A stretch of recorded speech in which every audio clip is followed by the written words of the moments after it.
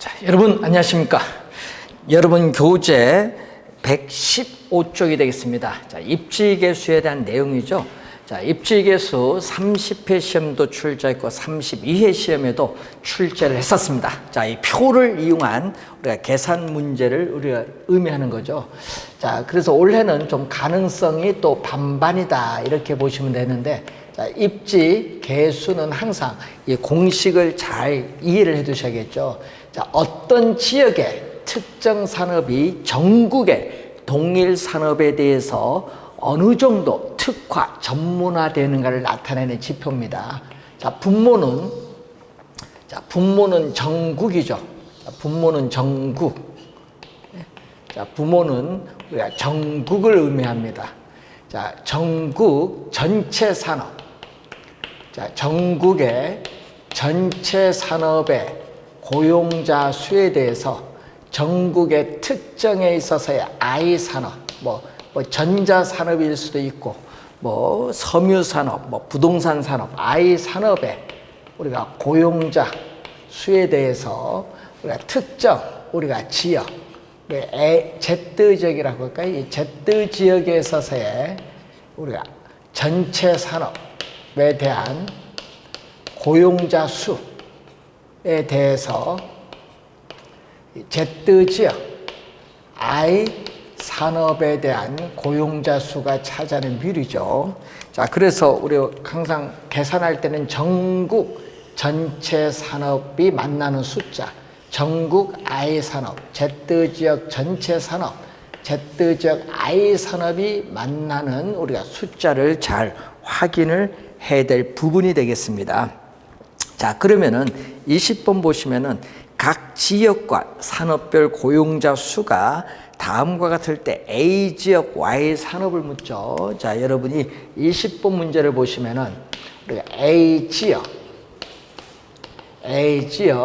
Y 산업에 대해서 LQ를 우선 묻는 거죠. 자, 그러면은 전국 그 표에서 보시면은 우리가 전국 A 지역, Y 산업의 전국 맨 오른쪽 전국 고용자 수가 400명.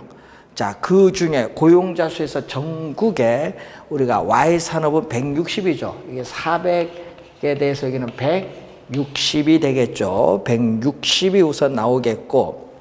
자, 그리고 우리가 A 지역이죠. A 지역. 자, A 지역 두 번째 칸 봅니다. A 지역 전체 고용자 수 합계는 200이죠. 200에 대해서 Y 산업은 우리가 100이 되겠죠. 100. 그러면 2분의 우리가 1이 됩니다. 2분의 1. 자, 그럼 요거는 2분의 1이고, 공 하나는 없어지고, 10분의 4, 4, 16.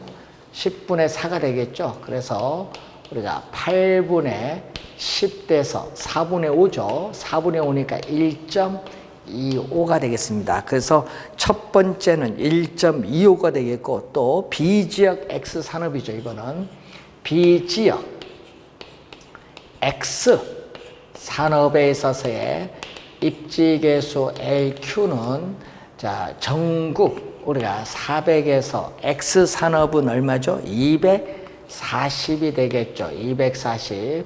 그래서 10이고 46, 24, 10분의 6이 되겠죠.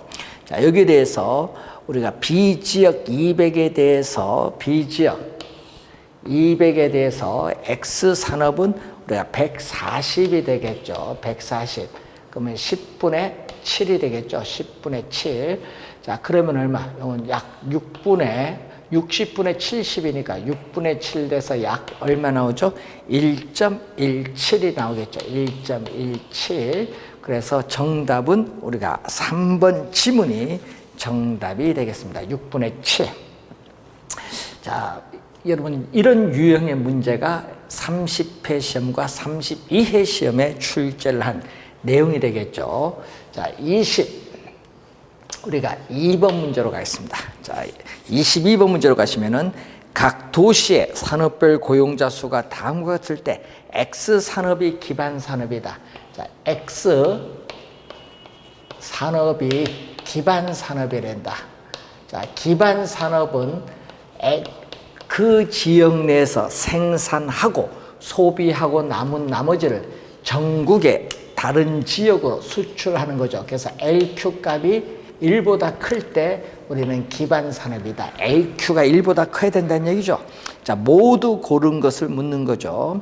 자, 그러면은 우리가 도시가 A 도시, B 도시, C 도시, D 도시 네 가지가 나오겠죠.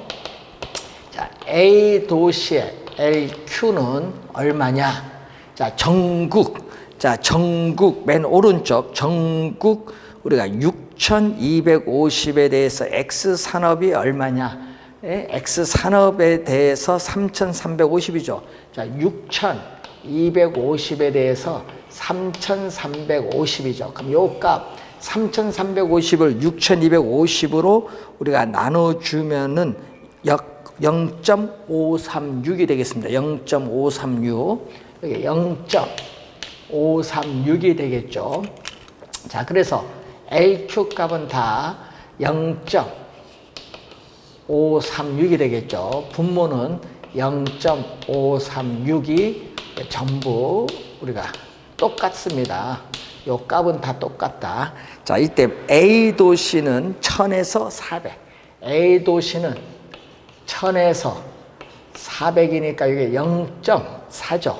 그러면은 분모가 크니까 요거는 1보다 작습니다. 1보다 커야 되죠.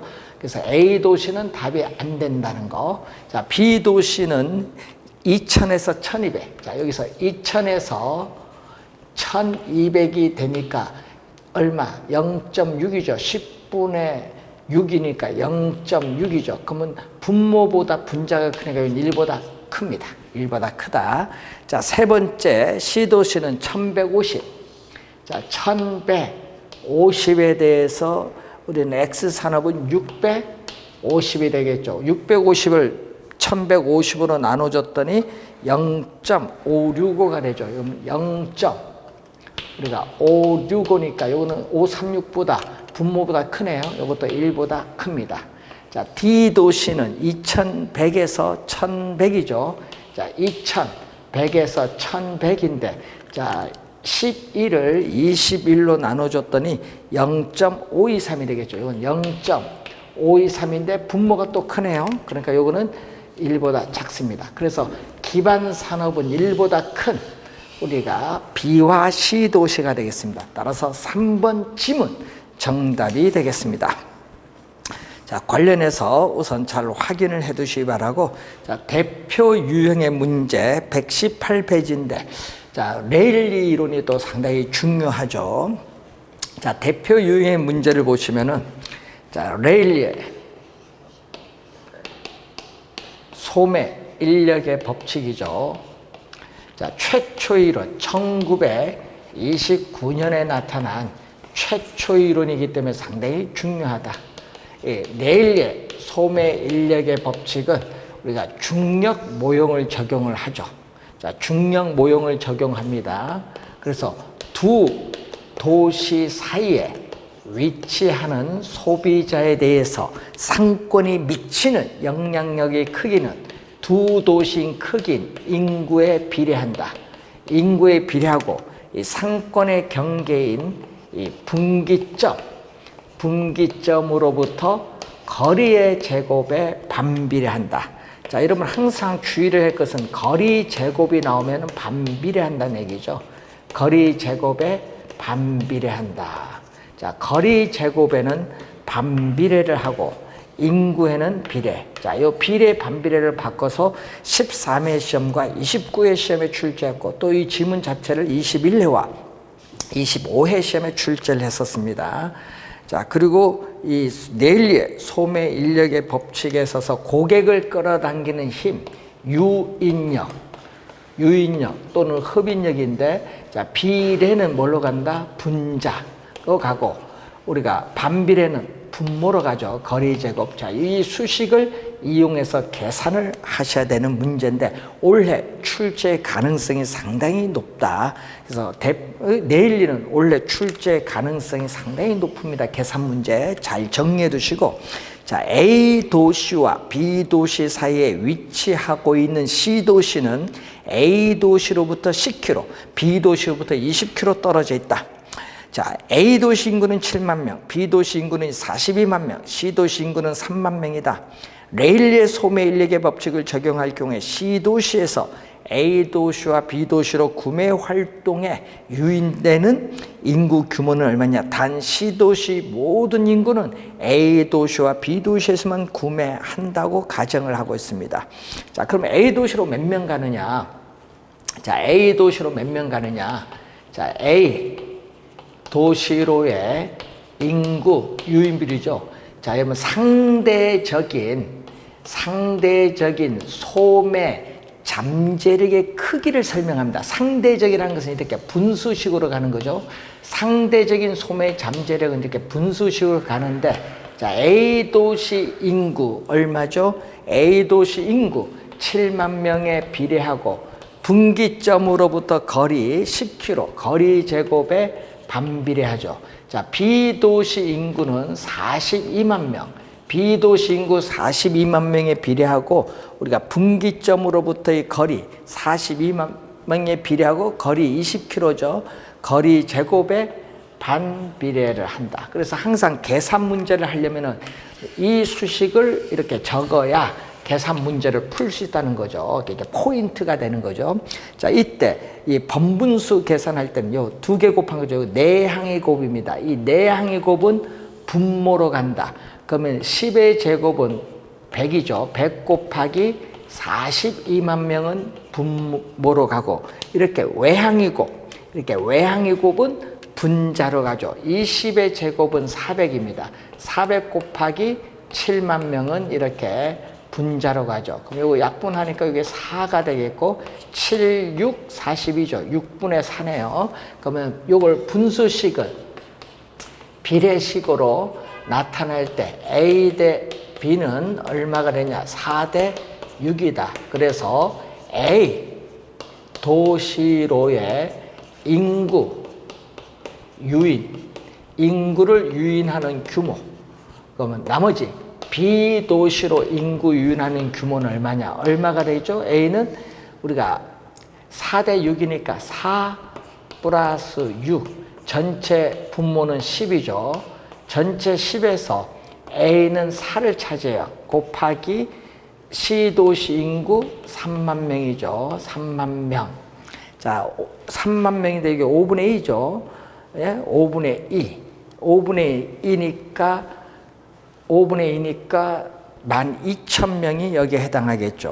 5분의 2니까 12,000명. 그러면 3만 명의 나머지 여기 10분의 6이죠.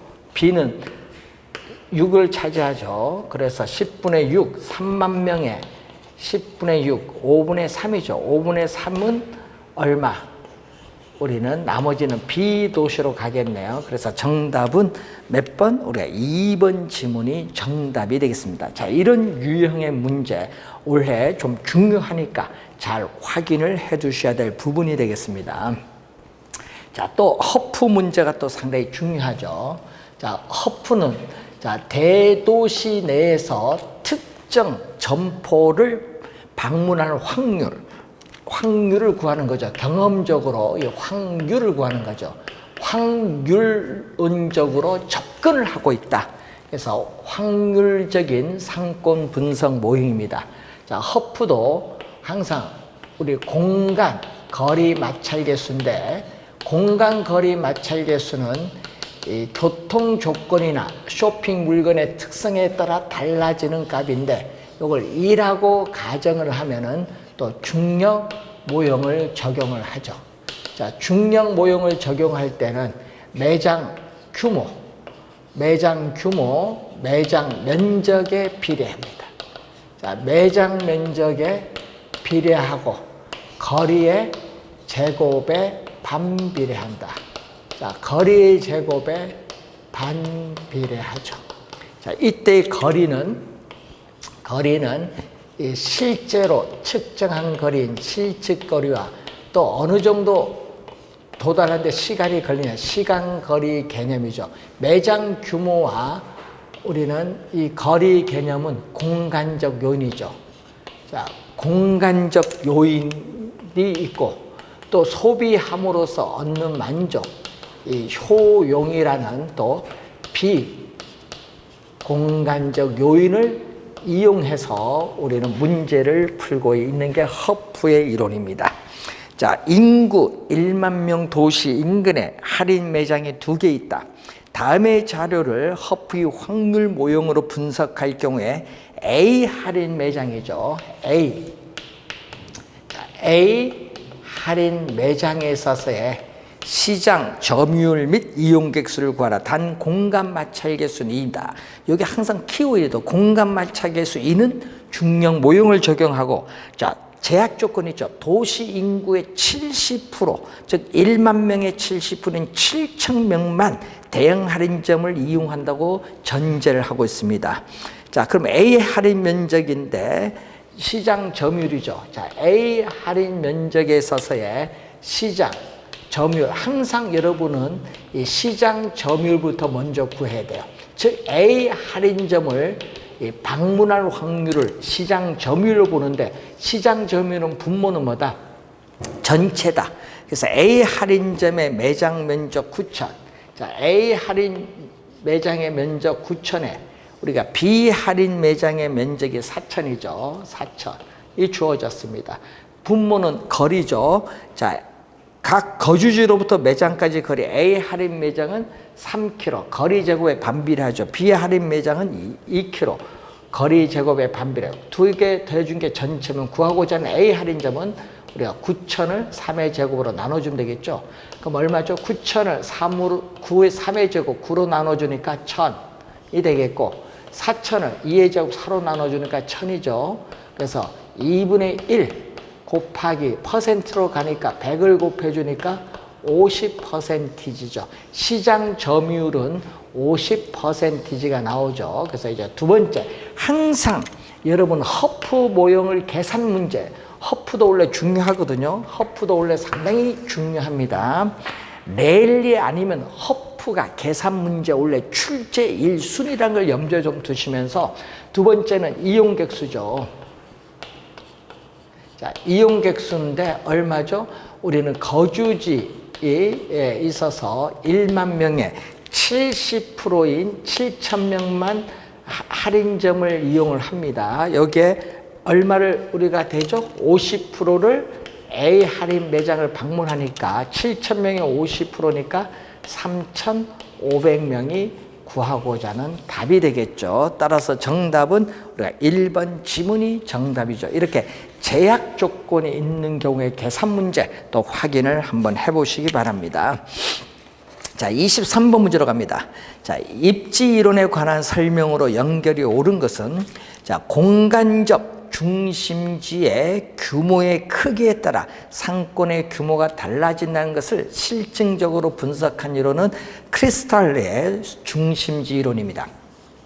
자, 기억은 크리스탈레의 중심지 이론에 대한 설명이고, 니은 경쟁하는 두 도시에 각각 입지해 있는 소매시설 간의 상권의 경계 지점을 확인할 수 있도록 소매 중력 모형을 수정을 한 거죠. 그래서 레일리, 자, 이 레일리의 모형을 우리가 수정을 한 모형이 바로 컨버스죠. 이 컨버스의 우리가 분기점 모형에 대한 설명이죠. 컨버스의 분기점 모형이죠. 자, 네 번째, 수요 측면의, 세 번째고, 특정 점포가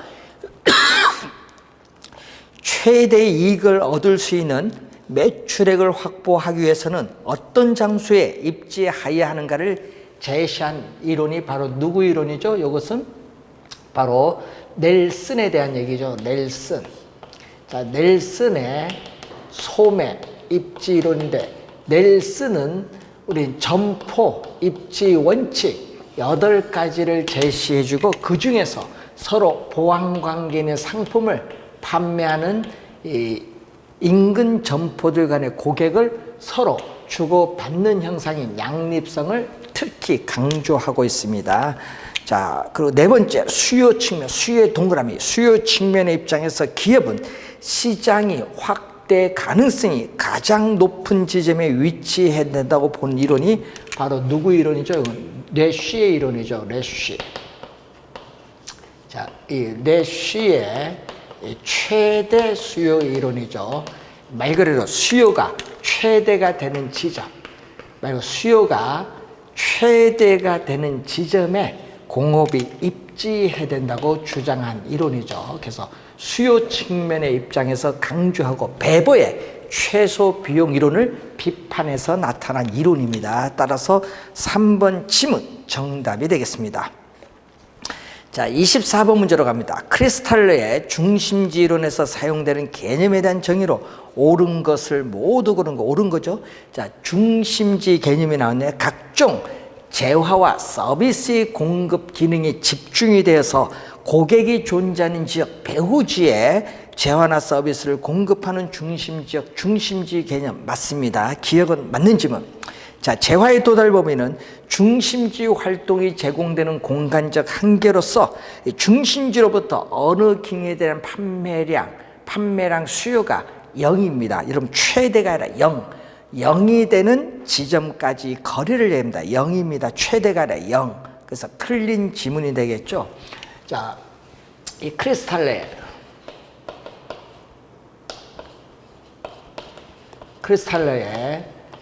중심지 이론을 보면은 이게 바로 중심지죠. 중심지에 있는 재화나 서비스를 어느 지점까지 공급할 수 있냐. 가장 먼 거리를 이렇게 연결했을 때 이 최대 고객이 존재하는 배후지에 공급할 수 있는 최대한의 거리, 이 거리를 우리는 재화의 도달 범위죠. 자, 재화의 도달 범위를 묻는 내용이죠. 재화의 도달 범위. 이때 여기 수요는 제로, 판매량이죠. 판매량, 수요는 제로가 되는 지점까지의 거리를 얘기하죠. 자, 두 번째 틀렸고, 최소 요구치는 중심지 기능이 유지하기 위한 최소한의 수요 요구 규모를 최소 요구치고, 이 최소 요구치 범위는 판매자가 이윤도 없고 손실도 없는 정상 이윤을 얻는 만큼의 충분한 소비자를 포함하는 이 경계까지의 이 거리를 최소 요구치의 범위죠. 그래서 중심지가 성립을 하기 위해서는 이 최소 요구치 범위가 재화의 도달 범위 내에 존재해 있어야 됩니다. 기역, 디귿, 니을이 맞는 옳은 지문이죠. 따라서 4번 지문 정답이 되겠습니다.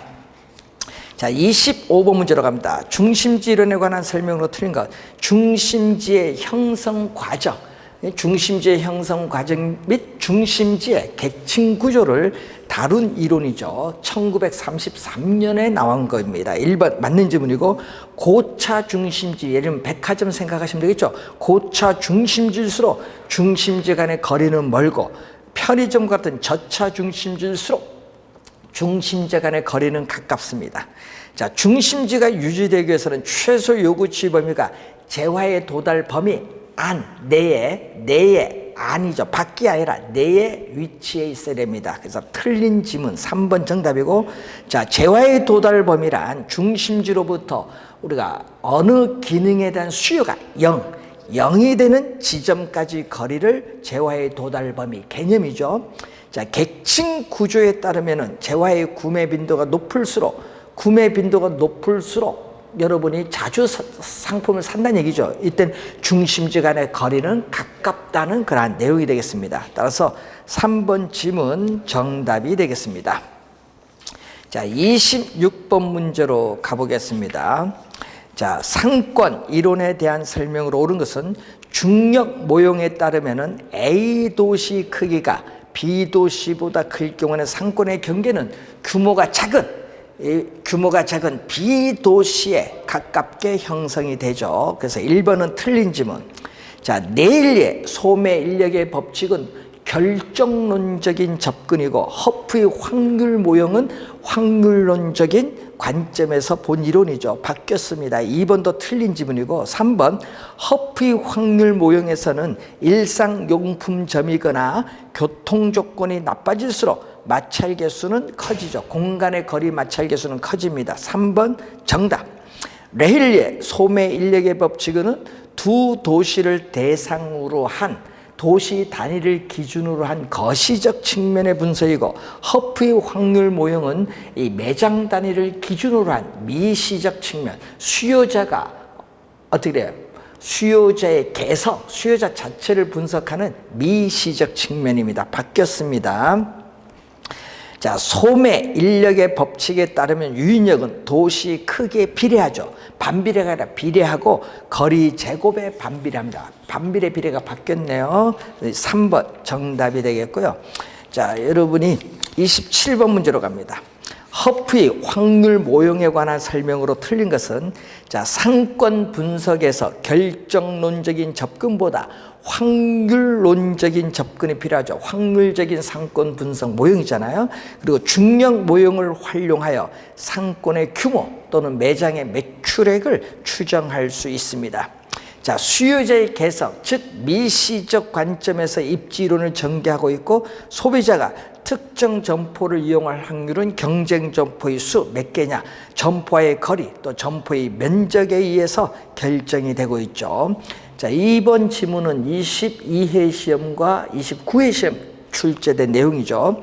일반적으로 소비자는 가장 가까운 곳에서 상품을 구매하라는 경향이 있으나 적당한 거리에 고차원 중심지가 있으면은 인근의 저차원 중심지를 그대로 지나칠 가능성이 높죠. 왜? 고차원 중심지에서 사야 되니까.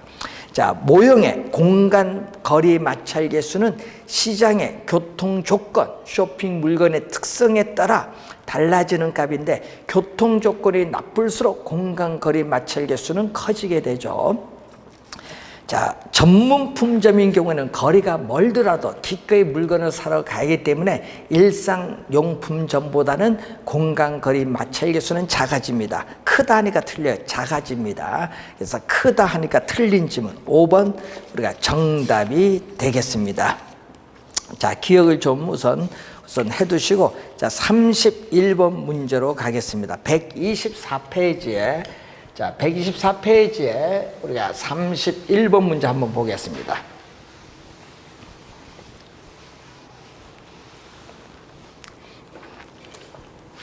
자, 31번 문제. 자, 이런 문제가 또 상당히 중요한 문제죠. 허프의 모형인데, 자, D도시 인구는 60만 명인데, 인근에 ABC 3개의 쇼핑센터가 있다. 허프의 상권 분석 모형을 적용할 경우에 각 쇼핑센터 이용객 수는 얼마냐? 자, 거리 마찰 개수는 2라고 가정했고, D도시 인구의 40%가 위 쇼핑센터에 있어서의 이용객이고, ABC 중 한 곳에만 쇼핑한다고 가정을 하고 있습니다. 제약 조건이 주어졌죠. 자, 60만 명의 40%라면은 24만 명이 되겠죠. 자, 우선 우리가 각 쇼핑센터를 보는데 우리가 A 쇼핑센터부터 볼까요? 자, A 쇼핑센터에 제일 먼저 허프를 구할 때는 이 시장 점유율을 먼저 구해야 됩니다. 시장 점유율을 먼저 구해야 된다. 자, 전체죠. 자, 분모는 전체인데, 자, A 쇼핑센터 면적 4,000이죠. 자, 거리는 얼마죠? 10km. 거리 제곱에 반비례를 하죠. 자, B 쇼핑센터 매장 면적은 10,000 제곱미터죠. 그리고 거리는 5km. 거리 제곱에 또 반비례를 하고, 자, C 쇼핑센터는 20,000이 되겠죠. 20,000. 거리 얼마? 10km. 거리 제곱에 반비례하죠. 더해주면 이게 전체에서 구하고자 하는 A, 이 4,000을 10의 제곱으로 나누죠. 10의 제곱은 100입니다. 그럼 위에 40이 돼요. 40. 자, 그리고 5의 제곱이 25죠. 그러면 이건 400이 되겠죠. 400. 그리고 요건 100 하면 여기 200이 되겠네요. 200. 그럼 얼마죠? 600. 40에 40이 되겠죠. 공 하나 없어지면 되겠네요. 그러면 얼마? 4, 1은 4, 4, 6, 24, 16분의 1. 자, 4, 1은 4, 4, 6, 24, 16분의 1 곱하기 100%를 해주면 되겠죠. 그래서 요걸 계산했더니 6.25%가 되겠네요. 6.25%. 계산했더니 6.25%가 되죠. 100을 곱해준 건 퍼센티지로 가기 위해서 그렇죠. 자, 시장 점유율을 구했으니까 우리 두 번째 이용객수는 얼마냐.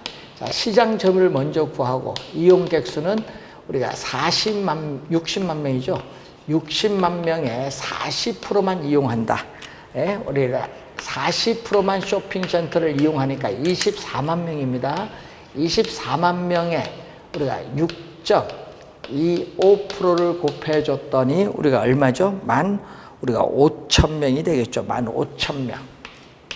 자, 15,000명이 우리가 A 쇼핑센터를 이용한다. 자, 그러면 B 쇼핑센터는 어떻게 되냐?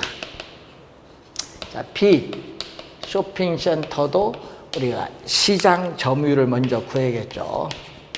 자, 여러분이 시장 점유율을 구하면은 분모는 얼마죠? 분모는 640이죠. 640에 분자는 여기 들어와야죠. B 쇼핑 400이 들어오면 되겠죠. 그럼 요거는 얼마? 우리가 얼마죠? 위에 40인데 400이니까 6.25%에 곱하기 100을 해주면은 얼마냐? 62.5%가 되겠죠. 62.5%가 돼요. 62.5%. 자, 그러면 이용객수는 24만 명. 우리 60만 명의 40%는 24만 명에 우리가 62.5%를 곱해줬더니 얼마죠? 15죠. 이게 15,000명에 공 하나 더 붙이니까 15만 명이 되겠죠. 자, 15만 명이 되겠고, 그럼 나머지 C는 얼마?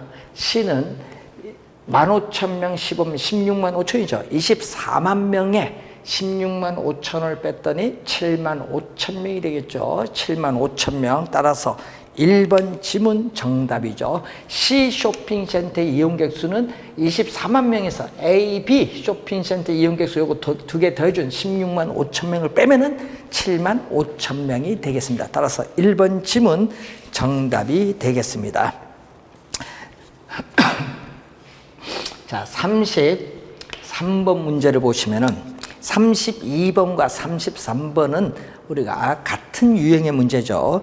자, 컨버스의 분기점 모형에 따르면 상권은 거리 제곱에 반비례하고 인구에 비례한다.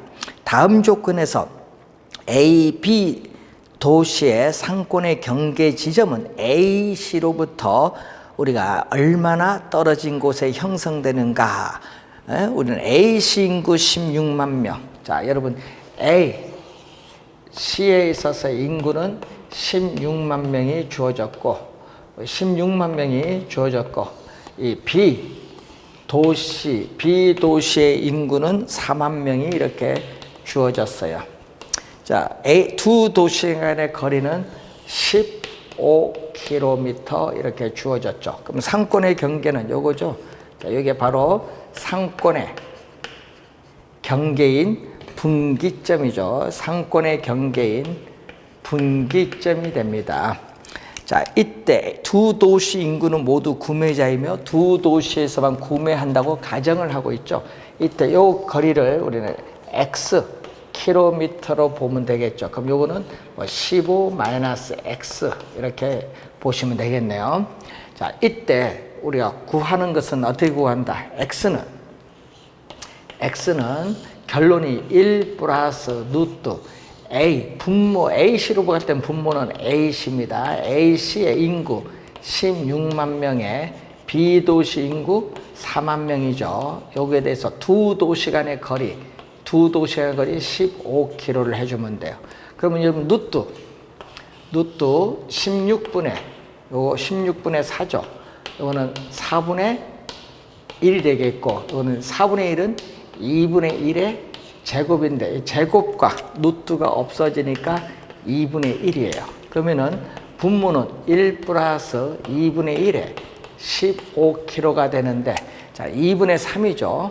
자, 2분의 3에 15kg인데, 문제는 분모를 1로 만들어주기 위해서 역수를 3분의 1을 분모 분자 이렇게 곱해주면 되겠죠. 그럼 분모는 약분되니까 1이 되겠고, 요거 약분하니까 3, 5죠. 5, 2, 10. 10kg가 구하고자 하는 정답이 됩니다. 그럼 요것을 공식에 따라 구한 건데,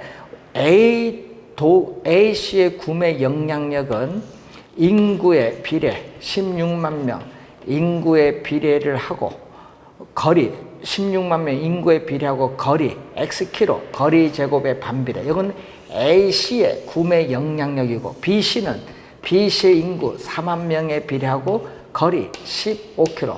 이 거리 15km, 15 마이너스 X죠. 이 거리 제곱에 반비례하죠. 그래서 두 도시의 구매 영향력이 같은 점이 바로 우리는 상권의 경계죠. 그러면 요거 약분하면은 4가 되겠죠. 그래서 곱해주면 얼마? 이렇게 반대로 이렇게 곱해주니까 x 제곱은 4 곱하기 15 마이너스 x 제곱. 요 2차 방정식을 푸는데 x는 거리니까 양수죠. x가 요 2차 방정식을 풀면은 구하는 건데, 그걸 결론은 이렇게 구했다. 공식을 이용해서. 그래서 컨버스는 A 도시와 B 도시의 구매 영향력이 같은 점이 상권의 경계라는 것을 키워드로 여러분이 잘 이해를 해 두셔야 되겠습니다. 자, 34번 문제로 갑니다. 공업 입지에 관련된 다음 설명 중 우리가 옳은 것을 묻는 내용이죠. 자, 작년 시험에 우리가 베버의 공업 입지 이론을 출제를 했는데, 자, 베버의 최소 비용 이론에 따르면은 수송비, 인건비, 직접 이익이 각각 최소가 되는 지점이 최적 공장 입지가 된다는 거 틀렸죠.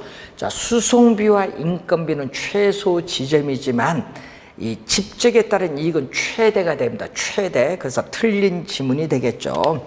자, 그래서 1909년, 자, 우리가 9년에 나타난 이론이죠. 우리가 알프레드 베버에서 나타난 최소 비용 이론이다. 자, 최소 비용 이론을 묻습니다.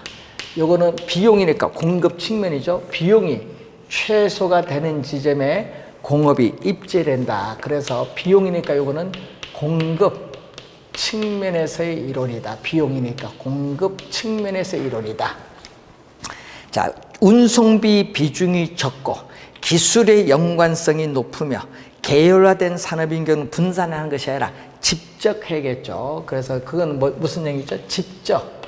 한 장소에 공업이 모이는 것이 유리하다. 집적 지향형 산업이죠. 왜? 원료를 공동 구매하고 정보를 공동으로 이용하고 또 수배송을 공동으로 하면은 이 생산비가 절감폭이 크죠. 그래서 이런 집적, 우리가 지향적인 산업에 대한 내용이죠. 그래서 2번은 틀린 지문이 되겠고, 분산이 아니라 집적해야 된다. 3번 원료 지수가 1보다 크고, 자, 원료 지수 알프레드 베버는 원료 지수를 이렇게 표현하죠. 원료 지수를 국지 원료, 특정 지역에서만 구할 수 있는 원료를 국지 원료, 현재 원료의 중량이죠. 이것을 뭘로 나눈다? 제품의 중량으로 나눠준 게 바로 원료 지수다. 자, 이 원료 지수를 우리는 1을 기준했을 때 1보다 크면, 즉 국지 원료의 중량이 제품의 중량보다 크면 원료가 있는 장소에 입지를 해야 돼요. 그래서 원료, 우리가 지향형, 우리가 입지 산업이 되죠. 여기는 가공하는 과정에서 제품의 중량이 줄어드는 우리 시멘트 산업, 우리가 재련 산업과 같은 중량 감소 산업이 여기에 해당을 합니다. 예, 그래서 우리가 1보다 크고 국지 원료를 주로 활용을 하면은 시장이 아니라 원료 지향형 입지 산업이죠. 3번 틀렸고, 제품에 비해서 원료의 부피와 무게가 큰 중량 감소 산업은 또 어디 속한다? 원료 지향형, 시장 지향이 아니죠. 4번 틀렸고, 배번은 생산 측면에서 비용에 따르는 공업 입지를 설명했고, 레시는 소비 측면에서 우리는 공업 입지를 설명하고 있다. 5번 어떻게 돼? 정답이 되겠죠. 자, 5번 질문 정답인데, 그래서 1보다 작을 경우는 어떻게 돼? 1보다 작을 경우는 이거는 국지 원료보다 제품의 중량이 크니까 이때는 시장에 입지하는 것이 유리하다. 이때는 가공하는 과정에서 이 제품의 중량이 증가하는 맥주, 청량음료 같은 산업이 여기에 해당하죠. 그래서 여기는 우리가 보편 원료를 많이 활용하는 산업이 여기에 해당하는 내용이죠. 자, 배번은 우리가 수송비,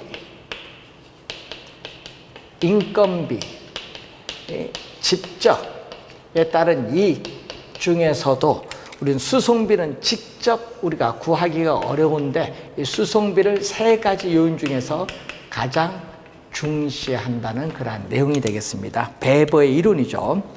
그래서 이 다른 조건이 일정할 경우에, 여기 일정하다, 변화가 없다, 다른 조건이 일정할 경우에 최소의 수송비, 이 배번은 이 최소의 수송비가 드는 지점에 공업이 입지된다. 최소의 수송비가 드는 지점에 공업이 입지해야 된다고 주장한 학자가 바로 배버가 되겠습니다. 자, 여러분, 배버 작년에도 출제를 했는데 올해 또 학자들의 견해 좀 잘 받으시고, 특히 상권 분석 모형에 서서 여러분 학자들의 견해 원래 출제 반드시 하고, 특히 계산 문제와 관련해서는 레일리와 허프를 좀 주의해서 잘 공부를 해두시기 바랍니다. 자, 부동산 문제는 우리가 출제를 하지 않죠. 그래서 출제를 하지 않고 우리가 이 부동산 정책이론에서 우리가 출제를 하는데, 최근에 이 정책이론이 6문제에서 7문제 상당히 많이 출제되고요. 내용도 쉽게 출제를 하고 있다. 그래서 정책이론에서는 여러분이 틀려서는 우리가 안 되는 그러한 부분의 문제가 되겠습니다. 정책이론 잘 공부를 해 두셔야 될 부분이죠. 우리 다음 시간에 여러분이 정책이론에 관련된 내용을 우리가 전반적으로 살펴보도록 하겠습니다. 수고 많으셨습니다.